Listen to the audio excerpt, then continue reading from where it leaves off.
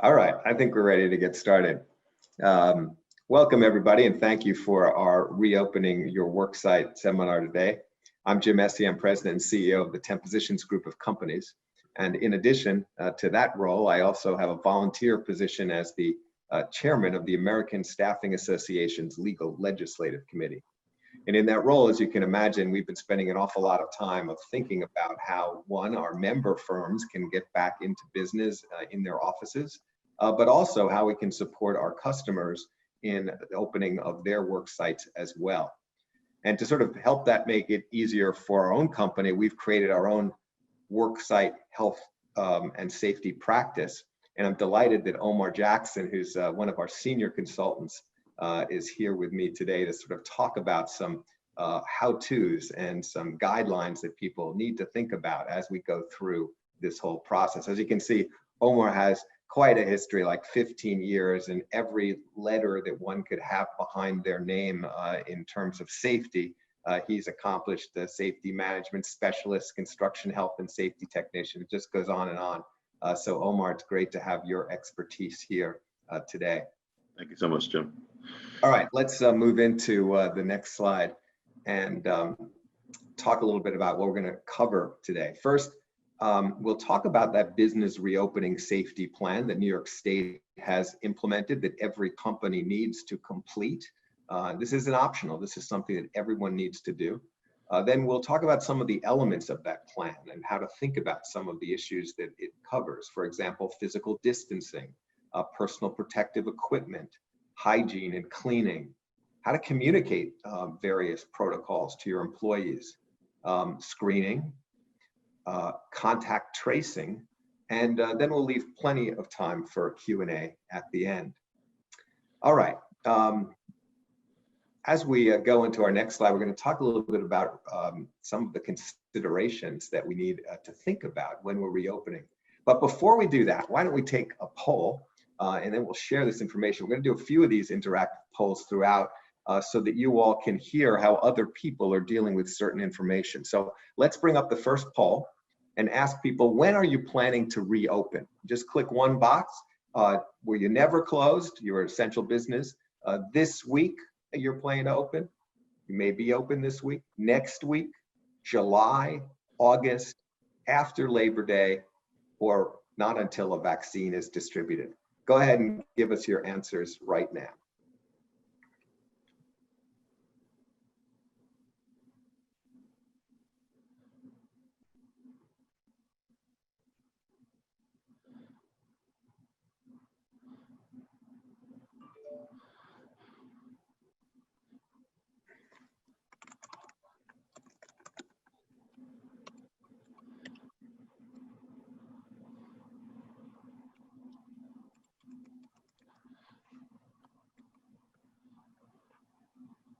Okay, let's end the poll.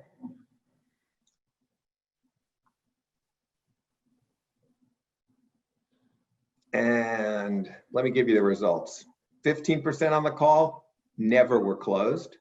5% next week, no one's open this week.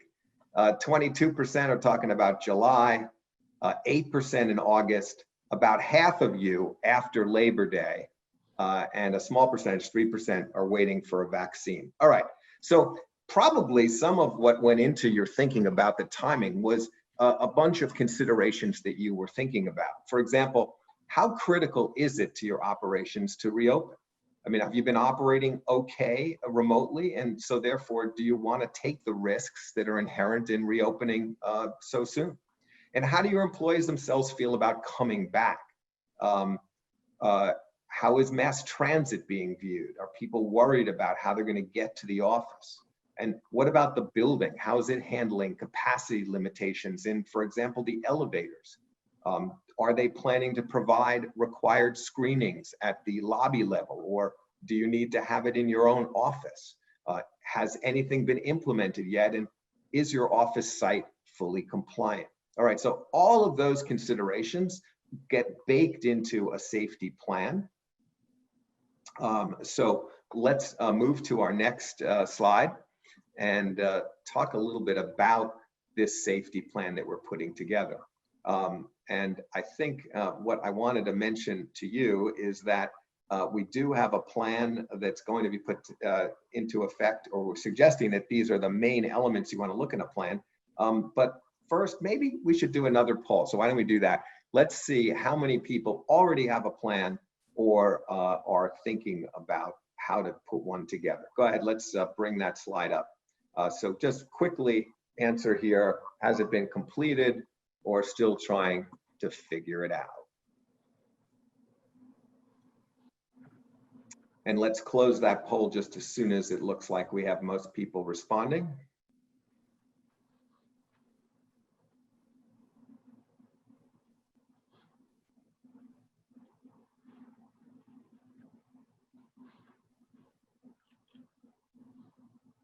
All right, let's close the poll.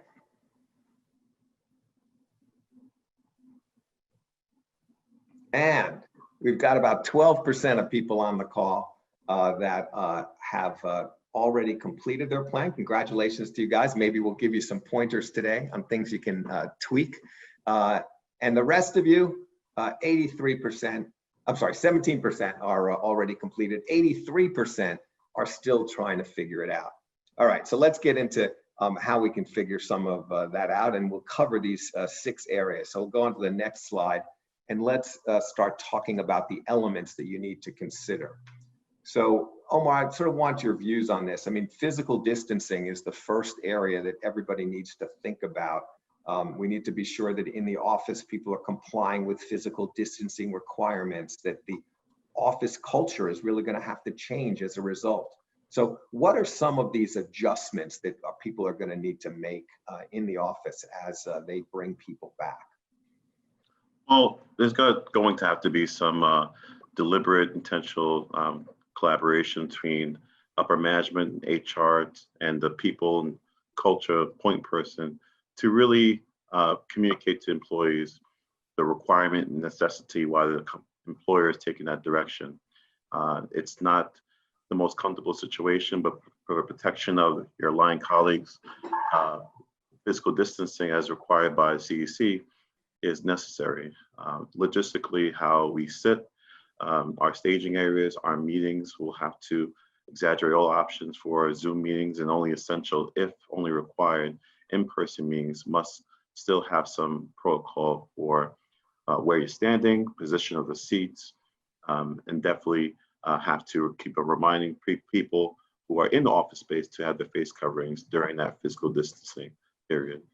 Yeah, so I mean, it seems like one of the key areas that we need to think about in terms of just the cultural and protocol adjustments get around to how we run our business, right? I mean, we're so used to saying, okay, we need to have a meeting, let's bring people together.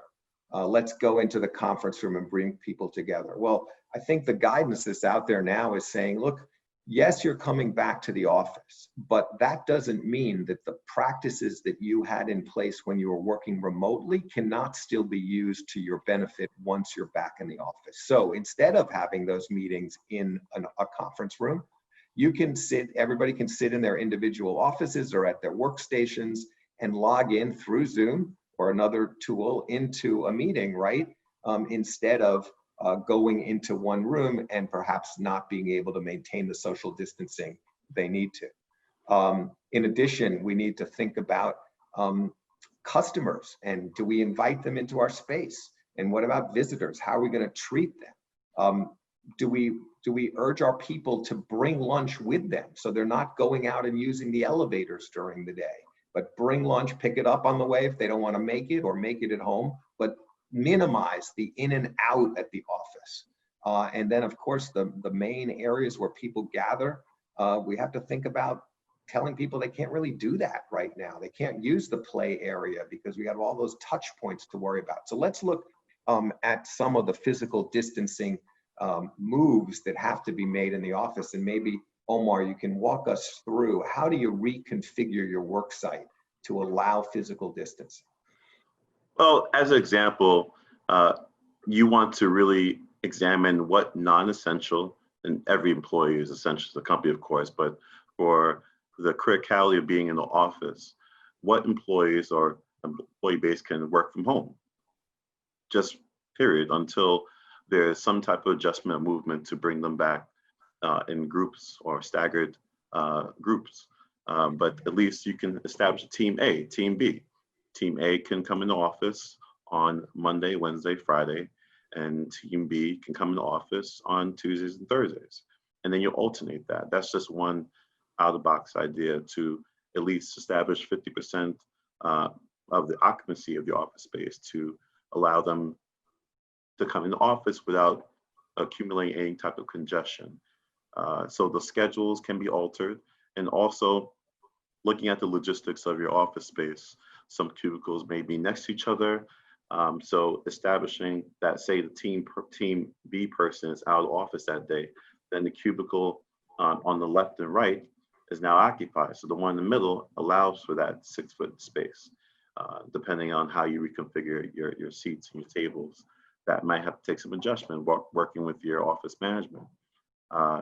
Your directional traffic flow, foot traffic, sometimes you'll pass each other in the hallway, going to the bathroom, taking a break, going to the kitchen, getting coffee. You might have to establish just a one direction, clockwise or counterclockwise traffic flow with some directional signs indicating this is a continuous flow of traffic to avoid bumping into anyone, maintain that 6-foot distance for physical distance. You know, we were so thrilled that when we moved into our 26,000 suite of space, that we would have all this bench seating, and it was going to be so efficient, and everybody was going to be working together and sharing ideas. And of course, now that creates a problem. And so as we're looking through bringing people back, we're doing exactly what you said. We're creating groups of people, and we're making sure that the way they sit is staggered so that there's a empty desk between the two people who are there. And then also they're facing other desks. And so we need to have across from them, that space is empty as well. So that's giving us our distancing. I know some companies that can't do that are even thinking about putting in Lucite barriers to make that happen. So that's another option for people. I think the other thing we're thinking about is even restrooms, right? Right now, we have public restrooms that are just for our floor, and maybe they have only 3 stalls in them. We have to decide, do we want more than one person in that bathroom at once? Because the bathroom's narrow and it's not necessarily equipped for social distancing once you're in the bathroom standing by the sinks. And so we're thinking about maybe we want to have only one person there. So I think all these things we need to think through in terms of how do you minimize the interactions with people in the space. Right, so bringing your lunch and even mere changing the lock on the bathroom so it only allows for one person to be occupied at one time, and that will lessen the amount of people in there at any point in time. Yeah. Okay. All right, let's go to the next area, which is one that we all need to think about, which is PPE, of course. And there, I mean, the good news is that most people are used to the concept of face masks now. They know, based on New York rules, that they had to be walking on the street with those masks. Most people have their masks, although it is the employer's responsibility to ensure that every employee has one. And if they don't have one, the employer needs to provide it to them at no cost. But there are things that one needs to think about with face coverings, and how do you make sure that people are doing it? So what are some of those ways that companies can deal with just the whole process of making sure people are adequately protected? Well, depending on what industry you're in, you're governed by OSHA 1926 or 1910 as the employer is required to provide face coverings. But most people are getting face coverings on their own, especially when you look at YouTube. There's so many people cutting up their old socks and shirts to create certain designs. It's really fascinating, but it works. And the CDC has given approval to use that material. And of course, it can be rewashable. It's reused. So definitely when you're in the office, well, even when you leave your home to get on the train, you're supposed to have it on, or however you get to work, mass transit. But within quantities and bulk, the employer should have ample amount for the employees and visitors that need to wear it at all times of walking to and fro.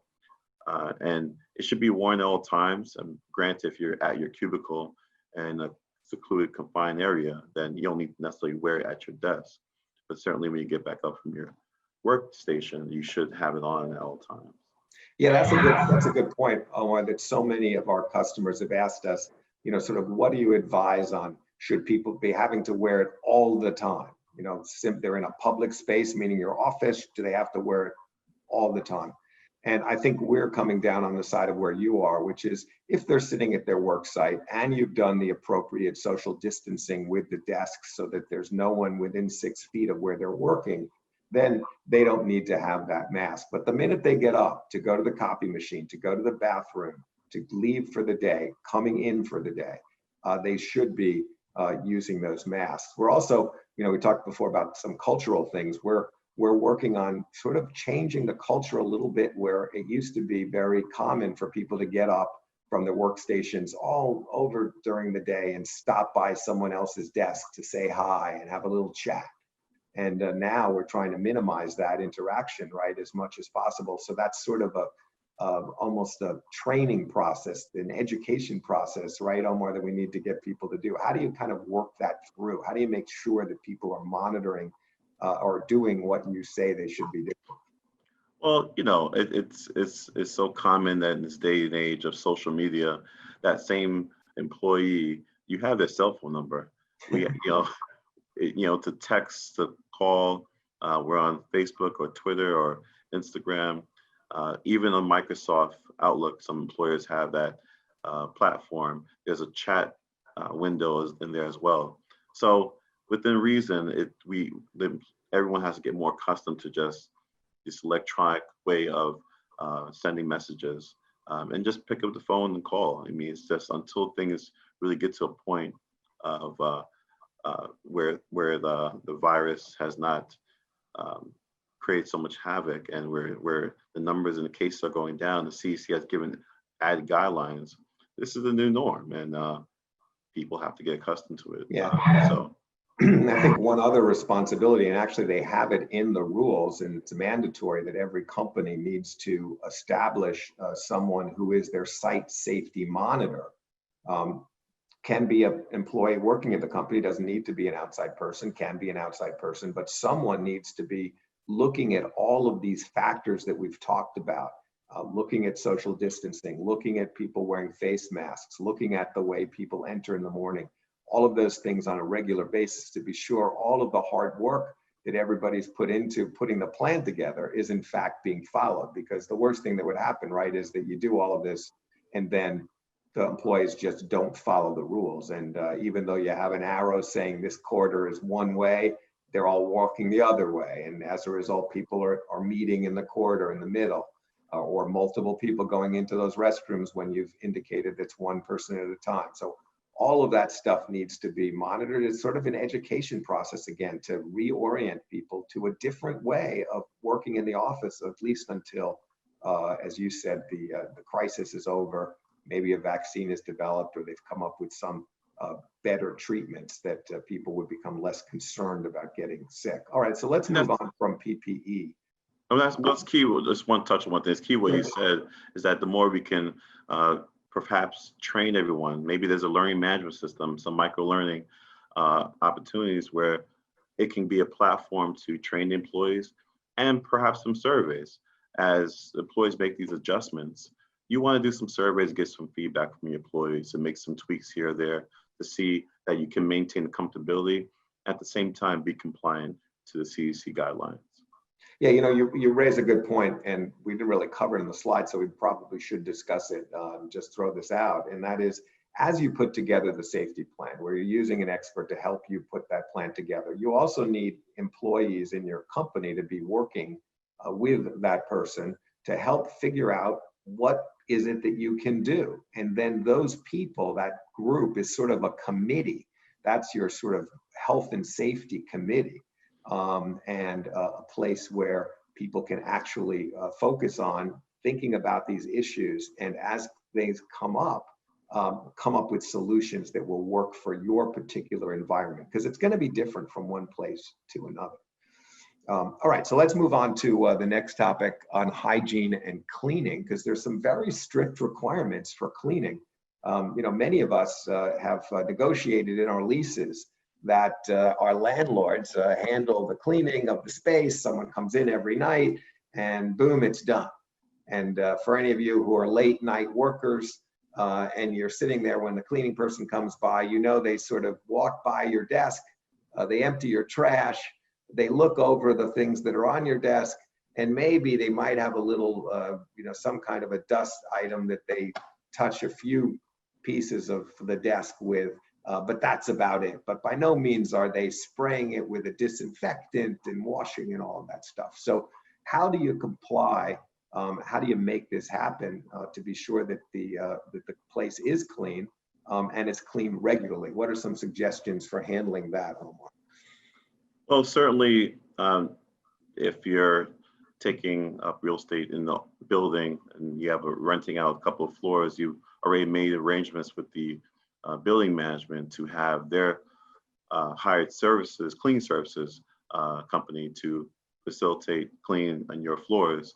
But mostly it's after hours. Usually, I remember working late sometimes till 7, till 8 p.m. and Marianne, clean lady, has come in. She's looking at, say hi, But how can we bring the opportunity to daytime? Either increasing the premium of services throughout the day or hiring someone internally, I think is a good step in the right direction to show your employees that you're constantly cleaning all the surfaces, the common areas, the kitchen, the doorknobs, the countertops, any tools. This is opportunity to clean the bathrooms and maintain a log. Tie that into your office management safety checklists. If you don't have one already, include COVID-19 protocols in that checklist and check it and use that checklist as a benchmark once a day, once a week, depending on frequency of inspection. But having someone there daily to clean, wipe down, and make sure you have inventory of all the chemicals being used that are CDC approved with the safety data sheets on file is a great opportunity to show the employees that the employer is taking necessary precautions to continuously disinfect common use areas. Yeah, it's a really good point. It's interesting. I have some friends who are in the residential property management business, and they said that during this whole crisis, they have been switching their protocols. They used to have their cleaning done at night when people were home and in their apartments and asleep. And now what they're doing instead is they're doing it right in the middle of the day so that people, if they're walking through the lobby, they see things are being cleaned, and it just makes people feel safer. And so I think the same is true in your office setup. You want to have someone who's there, who's going around doing the high touch areas, those countertops, the doorknobs, the bathroom counters, all of that stuff on a regular basis so people will feel good about it. And the law requires that you keep a log. So that's something a little bit differently, right? We never kept logs, but just like in an airport where you go into those restrooms and you see that there's a log on the wall, one needs to establish that kind of a system, because you need if you're inspected, you need to show that in fact you had a regular cleaning protocol in place that was being done.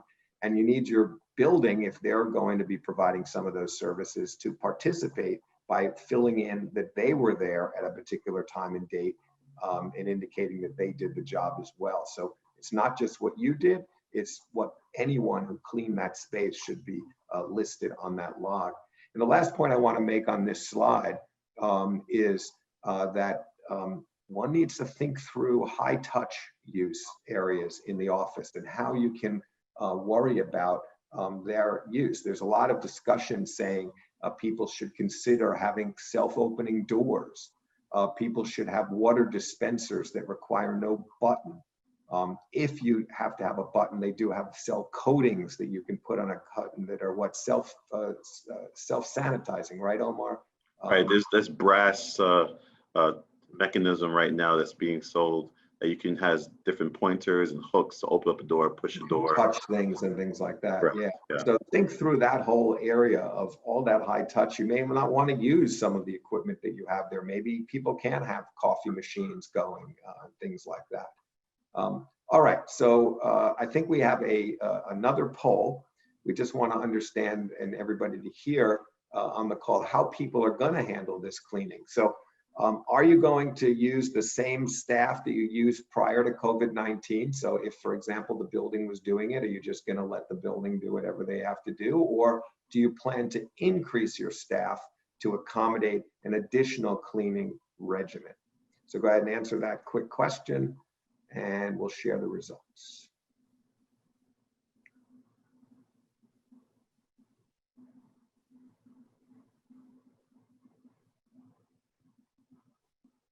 All right, it was a 1 bullet point question, so let's go ahead and let's see what the results are.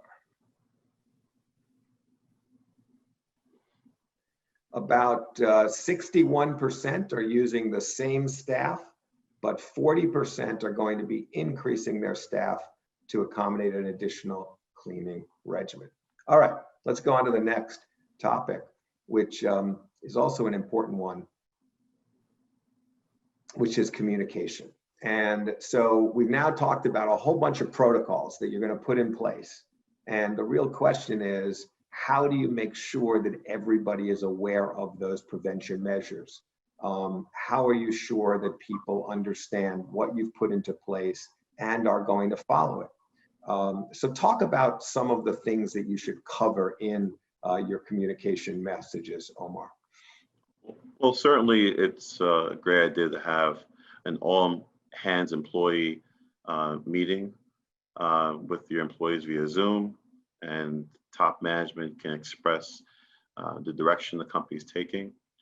Updating your employee handbook so the employees understand this is the new protocols and the training going behind it, and the record keeping that everyone has acknowledged and read through the necessary update requirements that the company is taking a stance on in regards to CDC guidelines. Also, for employees who are accessing the site, working with building management to understand how security is screening or taking a log of who are the entrants or visitors coming to necessary floors. Signage. Definitely want to communicate that CDC on their website has a lot of infographics, working with your internal marketing department or other outside vendors to have pictorial visuals of social distancing, wiping down areas, hand sanitizing, washing your hands constantly, along with the face coverings, also having gloves that are on standby. And also, if you're testing positive, what's the protocol for informing the committee that we allude to? I think that's very important to have a committee, and those could be pivot points of your company, HR, operations, office management. If there's a safety person on your working for your company, set up that task force. So if there's anyone who has any questions or any concerns or adjustments need to be made, you have a team working with the HR department to really put some protocol in place and respond to the feedback of the employees. Yeah, I mean, that's a very good point, that there are two responsibilities, or some major responsibilities, that we need to worry about. One is we need to make sure that we have a log of every person who enters the space, other than, as we understand it, routine delivery people. So every time a FedEx worker comes in, you don't need to log it. But every employee or visitor who comes into space, you need to get those people recorded. And the reason that's so important is this last point that we talked about, that if you find out that a worker tested positive for COVID-19, you need to have a mechanism to be able to help public health authorities do contact tracing, right? We're hearing all about that from the governor, how important contact tracing is. Well, in order to do an effective job of contact tracing, they need to know who were the people that those individuals were surrounded by. And so that's why that log is so important in maintaining that. So you need to decide, how is that going to happen? How are you going to record it? And then, as we talked also, if someone is test positive, who is going to notify the public health authority of that so that they can kick in and do their part with this whole contact tracing process. I think now is probably a good time to talk about the next section, which is this whole screening process. And it's sort of related to being able to know what's going on and who's there. But almost it's a precursor. You want to make sure that the people that you let in are unlikely to be ones that are going to cause a problem in the first place. Omar always likes to say that, you know, you want to get rid of your risk as much as possible. So, and then you just have to, once you've gotten rid of it, he's this great graphic he's going to share with us, but once you get rid of that risk, then you try to mitigate the remaining portions of risk. But screening is a great way to minimize this risk. So I want to talk just a little bit about the rule of how it's required, and then Omar is going to talk about how to put it into place. But there are 3 questions that need to be answered, and it sounds redundant, and a lot of people are saying, oh, really? You have to do this? But every single day, every person entering a worksite needs to answer the same 3 questions. The first question asks if they have been in the company of someone who tested positive for COVID-19 or had symptoms of COVID-19 in the last 14 days. The next question asks, do they themselves, have they tested positive for COVID-19? And the third question is, have they in the last 14 days had any symptoms of COVID-19? And those symptoms include things like fatigue, muscle ache, runny nose in allergy season, a cough. So in addition to, of course, temperature. So those are the requirements, those 3 questions. The one other additional screening mechanism, and I've seen we've gotten some questions have come in on that, that's been identified as a potential deterrent and mitigating factor, is a temperature check. So many companies are implementing, or lobbies are implementing, temperature checks for every person that comes in, and the state has issued an order that allows everybody to do that, because historically that's kind of protected health information. You can't do that, but they are allowing in this case. So a number of people are putting in the protocols to do that. So let's talk about screening, both the questionnaire and the temperature checks, Omar, for those people who go that route. How do you actually put those into place? How do you deal with it? Well, you have to tie them together. Again, you want to focus on physical distancing. So to have visitors come to the office space, job site, or employees coming to the floor, whether it's team A, team B, how do you eliminate that congestion?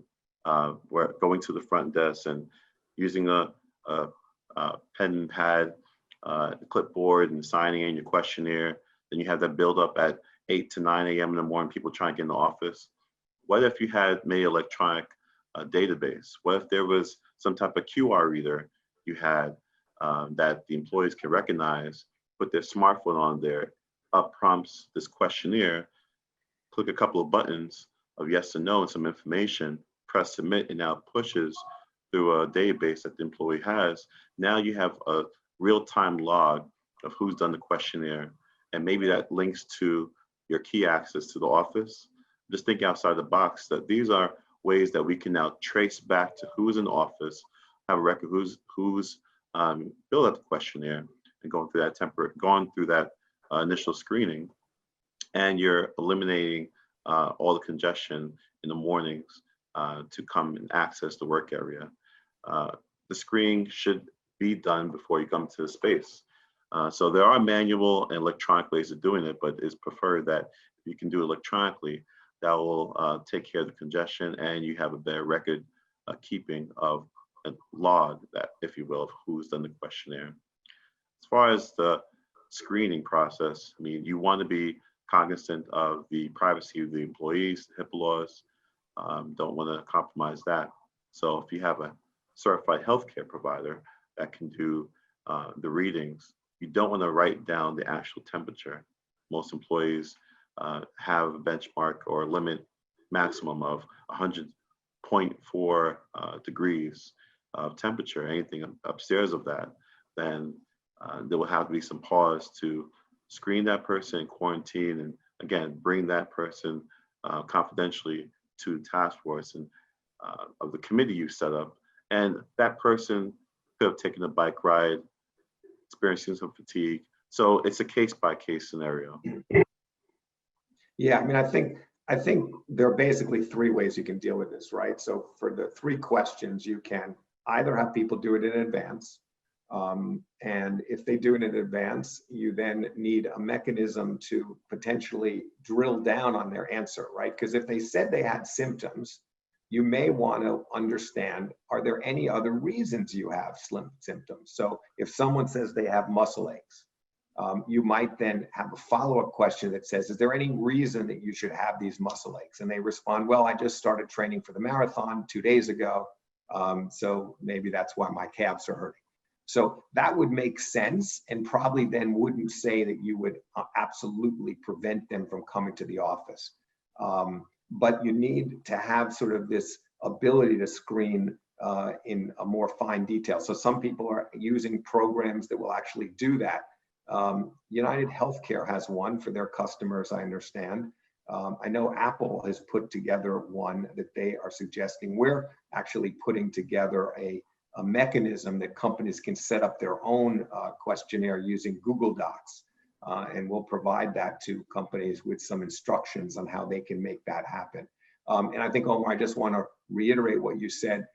In places where you're using your temperature screenings, those results, you never want to put down the actual temperature, but you do want to record who you let into the space. So anyone who has a fever, you send them home. They're not going to show on your log as coming in. So that's sort of an indication that there was an issue, but you're not supposed to document. In fact, it's prohibited in the New York regs for you to document the temperature of those people, of what they had.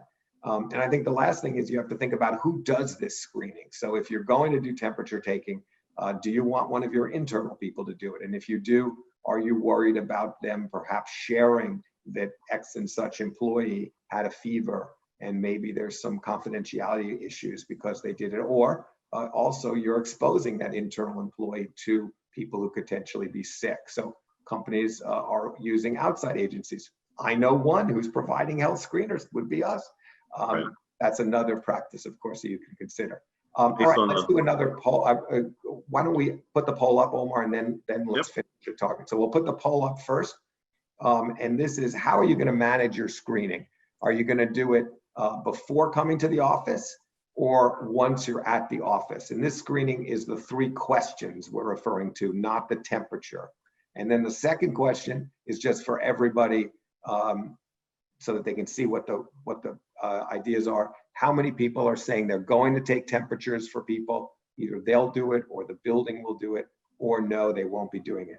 So what were you saying, Omar, while people are completing that? Well, to your third line, I am on the screen, manually or electronically. There's some companies you can also collaborate with that have these infrared thermal cameras. So based on the questionnaire that's been done in advance and then access, these thermal cameras are situated around the office space that are picking up any readings. And that can also help to track and give a timestamp of who the employees are that may be in question. So that's another electronic-based way to capture that information. All right, let's close the poll. And we have 48% of the people are going to do it before coming to the office, and 52% are going to do it at the office. All right, so it's evenly divided, and I bet those numbers will change once the program's implemented. People will either see it's working fine in the office or it's not working and they need to do it before. Then 75% of the people on this call are going to be taking temperatures. That's interesting. And 25% are not. I think, just on one point on the temperature checking, because again, our clients have been asking us, what do you think? I think it provides a degree of comfort for the people in the office as well. That it's sort of like you as an employee, right? Don't you think, Omar, that you as an employer, you're taking this responsibility seriously and you're doing everything you can to sort of help make sure that the work site is safe? It's a sense of just care for the employees that you have to make sure you can maintain their well-being while at the workplace and allow them to return home just the way they came in. So it's incumbent upon the employers to take necessary precautions and move in that direction. All right, let's move to the next slide. We talk about the last topic really is contact tracing. And we talked about this a little bit before, that it's sort of part of this whole public health protocol that the best way to solve the issue we have right now and to minimize the issue is to notify everybody who possibly could have been exposed that they should self-quarantine. And unless we have a method for telling people that information, they don't know to do that and keep themselves away. So I think we need to have a couple of protocols that we need in place. Do you want to talk about just how do you manage contact tracing? Well, it's good to have the point person that is doing some of the COVID-19 requirements, enforcement, oversight to also have contact tracing training as well. But maintain a list of people who, share the workspace is very key to keep a log of that and to understand that those who may have come in contact, number one, or maybe experiencing symptoms, or number three, have confirmed, there needs to be a way to tie back and trace back to those individuals. That goes back to the questionnaires that have been done, access to the office space to enable the contact tracer to pinpoint who that person is and who they may have been around on a particular week. And going back to the staggered schedules, did that person access the office on their Team A week schedule or Team B week schedule? So the contact tracing is definitely necessary to understand where they were seeing as well, so you can address the contaminated area. And when you're working with our clients to help them put together the safety plan, you sort of go through these kinds of issues, right? And it's a very personal decision on who are they going to assign that's going to make this notice, how are they going to handle those kinds of situations. But you have to sort of think through all the considerations when you're trying to figure out the best protocol. Absolutely, and that's why to eliminate any inaccuracies or bias, you want to make sure you have a committee of different bookends of the company that will help to make those decisions, not in a silo, but collaboratively, case by case. All right, so let me give people warning. We're going to move into our Q&A portion of the session now. We're going to do a wrap up, a summary slide first, but start putting in those questions. There's a little button on the bottom that says Q&A. Just type in your questions and we're going to respond to as many as we can live here in the session. If we run out of time and we can't cover everyone, we'll follow up afterwards to talk about what you might be able to do. All right, so in summary, Omar, take us through. This is your great, I love this, your triangle visual of how people could sort of think through all of the areas to put into place to keep their work site as healthy and safe as possible. Well, this is kind of acts as a recap, if you will, but a good guideline and takeaway from this webinar.